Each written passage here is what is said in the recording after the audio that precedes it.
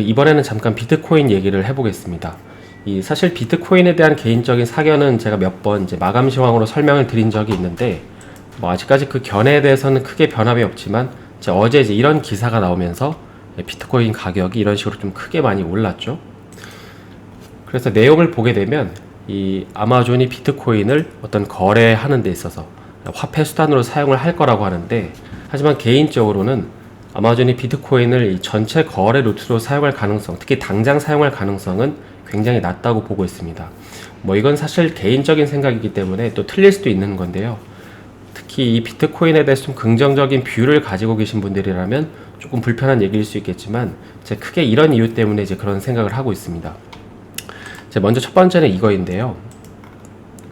이 아마존을 자주 사용하시는 분들은 아시겠지만, 이 아마존에서 직구를 할 때 이 화폐 단위를 바꿀 수가 있습니다. 그러니까 상품을 구입할 때는 이제 달러로 가격 표시가 되어 있지만, 결제 단계로 넘어가면 이걸 화폐 단위로 좀 바꿀 수가 있는 건데요. 그러니까 한국은 원화로도 바꿀 수 있고, 독일 아마존 사이트 같은 경우에는 이제 유로화로 이렇게 바꿀 수가 있습니다.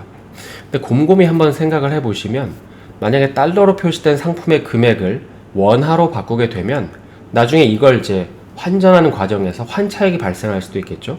그리고 내가 만약에 이 달러로 표시되어 있는 걸 원화로 바꿔서 주문을 하면 나중에 이제 아마존이 그 국내 카드사에 승인 요청을 할 때 이걸 다시 또 달러로 환산해서 통보를 해야 되는데, 이때 또 이제 그 환차익이 발생할 수 있습니다. 그러니까 제가 알기로 현재 이런 과정은 이제 고정 환율이 아니고 이제 변동 환율인 걸로 알고 있기 때문에, 그렇다고 해서 소비자가 무조건 손실이냐, 그건 아니겠지만, 이제 분명한 건 아마존이 이 중간 과정에서 이제 물품을 판매하는 과정이 아닌 환차익으로 수익을 보고 있다는 것입니다. 그래서 이런 걸 포기하고 갑자기 비트코인으로 통일시켜서 결제를 한다는 거는 좀 말이 안 된다고 이제 보는 거죠. 그리고 현재 지금 나라마다 그 암호화폐에 대한 법적인 규제가 다양하잖아요. 그래서 아무리 아마존이라고 하지만 이 나라를 상대로 통일된 규칙을 만들게 할 수는 없습니다. 그래서 이게 첫 번째 이유라고 생각을 하고, 두 번째 이유는 이제 이런 식으로 이제 결제 시스템 능력이 떨어진다는 것입니다.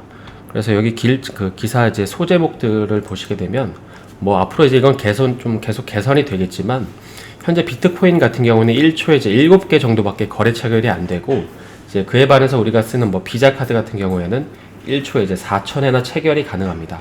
그러니까 아무리 비트코인이 안전하다고 하지만 이 결제 처리 건수에서부터 약 570배나 이제 느린 암호화폐를 사용할 이유가 없다는 것이죠. 그래서 아마 이런 이유 때문에 당장 이제 비트코인을 도입하지는 않을 거라는 건데, 그래서 지금 아마 아마존이 비트코인을 언급한 이유는 이제 바로 이 이유 때문일 겁니다. 최근에 이제 그 제프 베조스가 이제 아프리카의 비트코인 거래 서비스를 이제 하려고 이제 핀테크 기업인 이 치퍼캣이라는 곳에 투자를 한 적이 있는데요. 그 이슈를 잠깐 설명을 드리기 전에, 뉴스에서 여러 번 들어보셨을 것 같은데, 그 아프리카에는 이제 짐바브웨라는 나라가 있죠. 그리고 그 나라가 발행한 화폐 중에는 이 100조 달러가 있습니다. 근데 이 100조 달러의 화폐는 지금 미국 돈으로 환산하면 0.003달러밖에 안 된다고 해요. 뿐만 아니라 지금 이 차트를 보시면, 이제 이거는 그 아프리카 가나에서 사용되는 이 통화인 세디라는 어떤 화폐의 환율인데, 등락폭을 보시면 거의 잡주처럼 이렇게 움직입니다. 그러니까 이런 걸 보면 자국 경제가 굉장히 불안한 이런 아프리카 같은 나라들은 이 화폐 가치도 굉장히 불안정하다는 것이죠.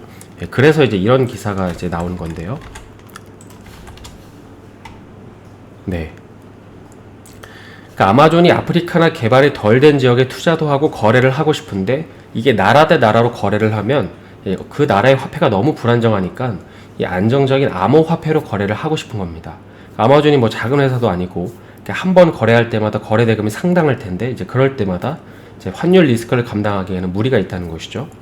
그래서 이제 정리를 해보면, 국내 언론에서는 이제 이런 식으로 자극적으로 아마존이 비트코인을 도입한다고 써놨지만 이걸 고지고대로 믿지는 마시고, 아마 이제 앞서 말씀드린 방향으로 가기 위한 과정이 아닌가 싶습니다.